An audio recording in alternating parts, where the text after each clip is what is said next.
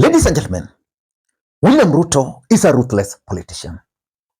Can you imagine that William Ruto has replaced Ndindi Nyoro as the chair of the budget committee?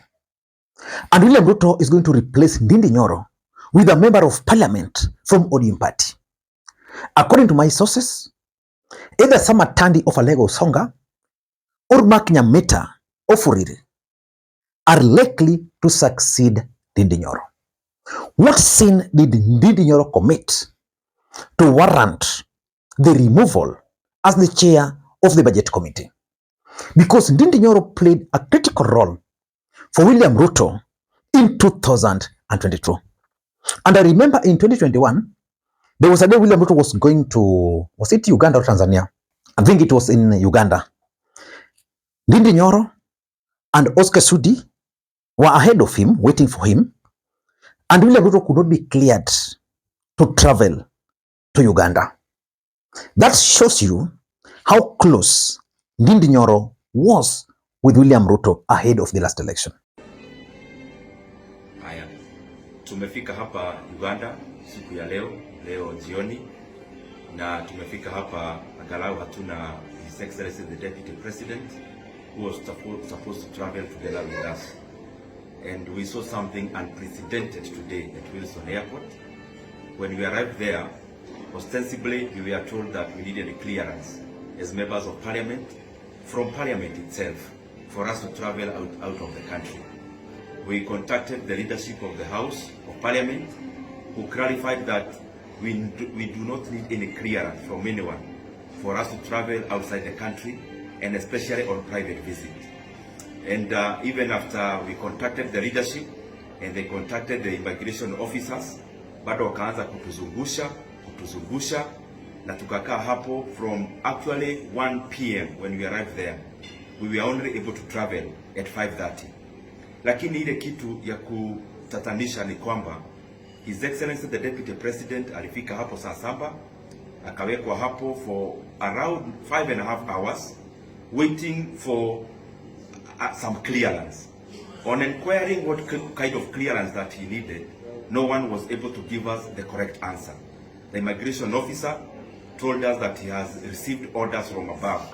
And I also remember very clearly how the former Bati member of parliament, Kimani Ngunjiri, once narrated to Kenyans how the only people who were present when William Ruto was making the decision to appoint Rigathi Gachagua as his deputy were himself, Kimani Ngunjiri as an elder, Ndindi Nyoro, Rigathi Gachagua's wife, and William Ruto. Again, that shows you how Ndindi Nyoro was very close to William Ruto. Mujua hii siasa mpaka dakika ya mwisho, the president himself appointed Rigathi Gachagua. Na mimi nilikuwa frontline Karen ya hiyo vita. Na nasema hivi, rais mwenyewe akijua ukweli na angetaka asikie hii, na Rigiji alikuweko. Ilikuwa ni mimi na Ndindi Nyoro, bibi ya Gachagua na Gachagua na president current now. Tulifanya kesi. Mimi nilikuwa mzee, nilikuwa mtu mzima, mpaka nikalia machozi nikitetea Rigiji na Ndindi Nyoro. We cried. Bibi ya Gachagua alilia, mpaka deputy mwenyewe macho yake iliangazia machozi, kwa sababu tulikuwa na mvutano kubwa sana. Tutafanya nini? Hatukuchukia Kibiki, lakini tuliona kwa mwelekeo wakati huo ndio tuweza kupata kura zote za milima na tuweze kufunga siasa ambayo ya serikali hiyo ilikuweko kuingia Mount Kenya tumeiblock. But I've always told you that in politics you have only two constants. The first constant in politics is normally the interest. As long as the interest of politicians can converge, they will always work together. And the second constant in politics is normally betrayal. And betrayal is always the order of the day. It is now clear that the interest of Ndindi Nyoro and those of William Ruto are no longer converging.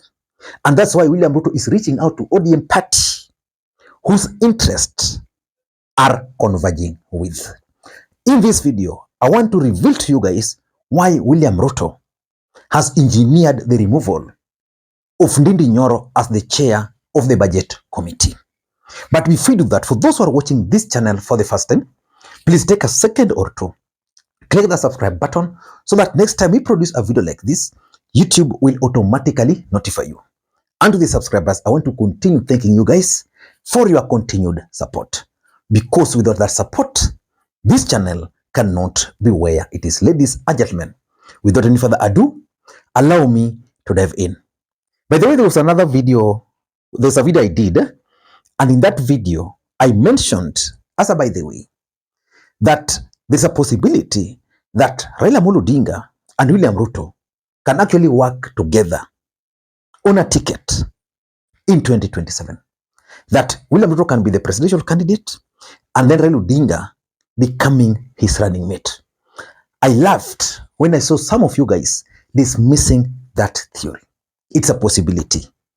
I'm not saying it's going to happen, but if you look at it critically, that's a possibility that can actually happen. But let us not get into that for now. Let us focus on William Ruto's move to remove Ndindi Nyoro. Why do you think William Ruto is removing Ndindi Nyoro? Let me take you back to 2022, after the last election. After that election, William Ruto made appointments to his cabinet. And when William Ruto was making that appointment, most Kenyans had hoped, based on his track record, that William Ruto was going to appoint Ndindi Nyoro to join his cabinet. Let me just read for you. I have that list here of the people William Ruto appointed to his cabinet from the mountain. Just very briefly. There was Kindiki Abraham, Interior, a very powerful position.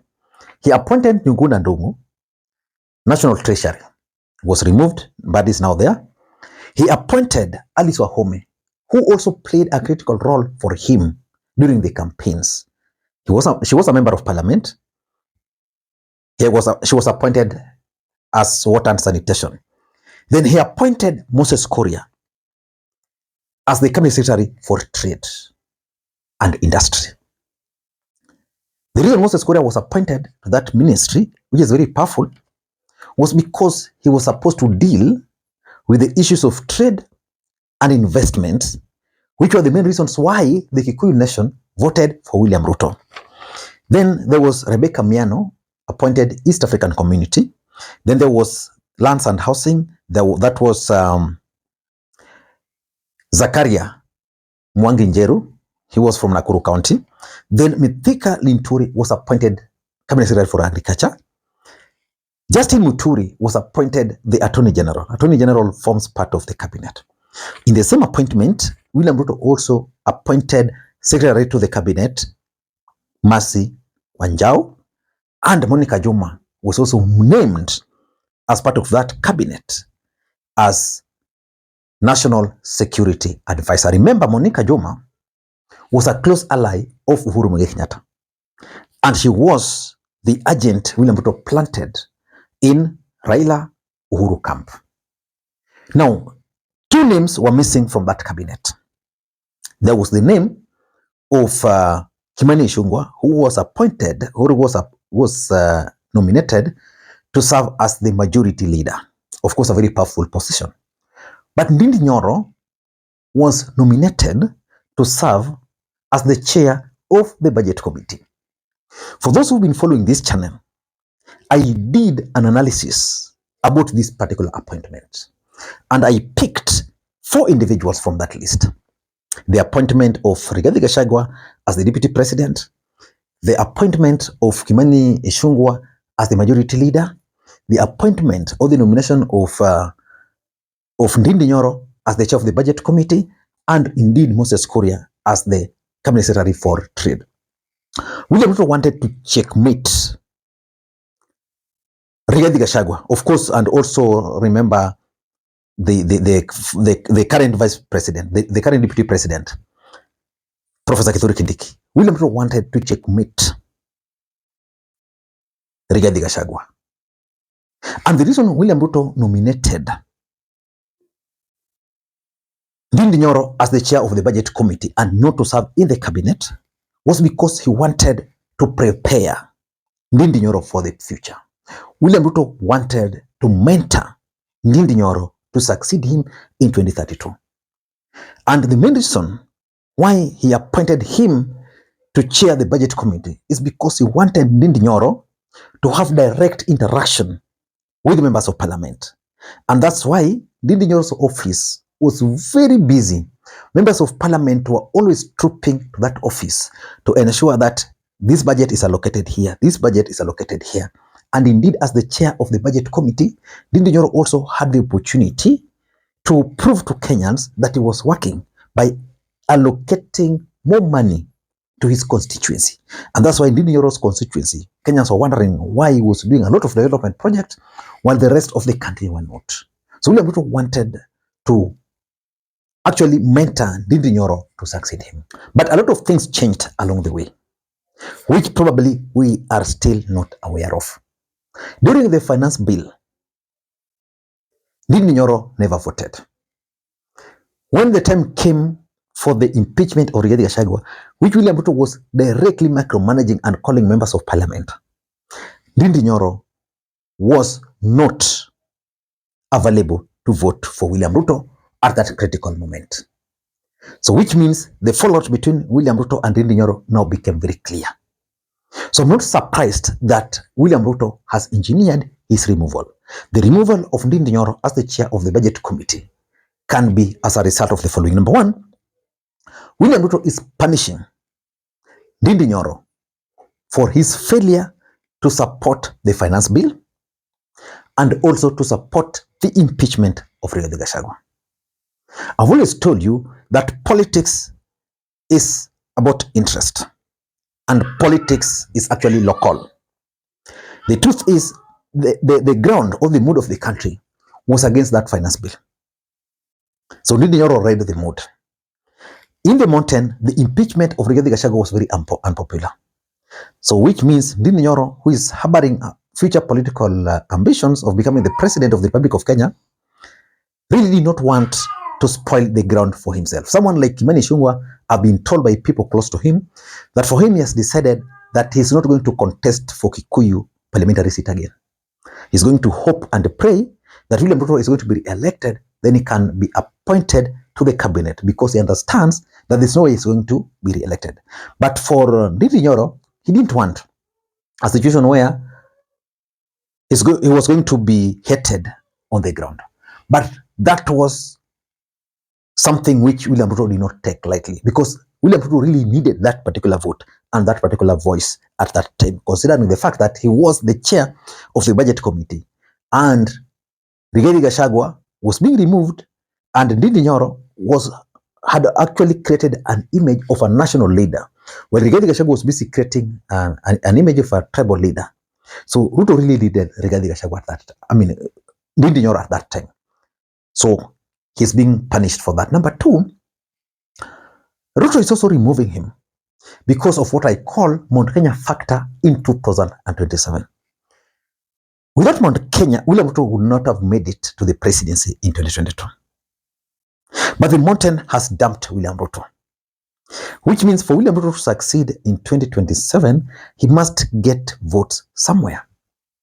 Which means Mount Kenya votes in 2027 are not valuable to William Ruto the way they were. And because Ndindi Nyoro was rewarded because of Mount Kenya votes, William Ruto now wants to use that position to win the support outside Mount Kenya. And that's why he's going to appoint someone from the Luo Nation to chair that budget committee so that they can allocate funds to specific projects in the Luo Nation. So that when Ruto will be coming to Nyanza, he will be told, tunataka nitatengeneza hii barabara, nitatengeneza hii barabara, nitatengeneza hii barabara, nitatengeneza hii barabara. Then the chair of the budget committee will be asked, weka hii kwa budget, weka hii kwa budget. That's why, for example, was it last year when the budget allocation to roads in Kikuyu constituency was almost more than the entire which were allocated to Mount Kenya because of those influence. Number three, I think William Ruto is also now trying to reshape his 2032 succession politics.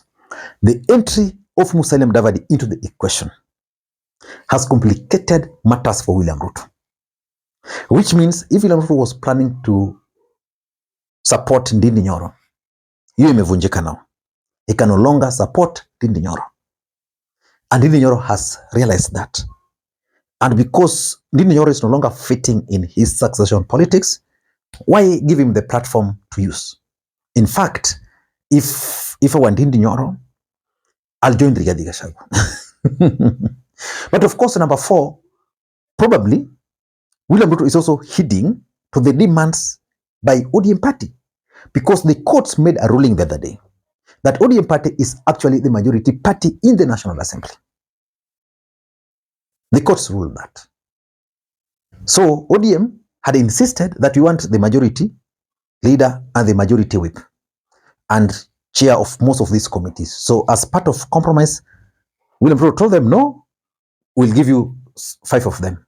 And budget is one of those. So he's actually yielding to Raila's demand. And lastly, I think Ndindi Nyoro is headed to Rigathi Gachagua's camp.